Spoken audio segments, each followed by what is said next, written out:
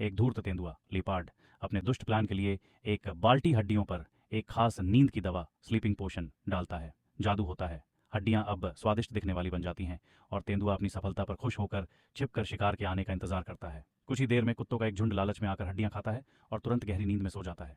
तभी एक मोटा नारंगी रंग का बिल्ला कैट स्केटबोर्ड पर आता है और यह सब देखकर हैरान रह जाता है। तेंदुआ अब सोए हुए कुत्तों को एक बड़े से पिंजरे में भरता है और पिंजरे को एक पिकअप ट्रक में रखकर अज्ञात जगह की ओर तेजी से निकल पड़ता है। बिल्ला स्केटबोर्ड पर तेजी से ट्रक का पीछा करता है। उसे पता है कि उसे कुछ करना होगा।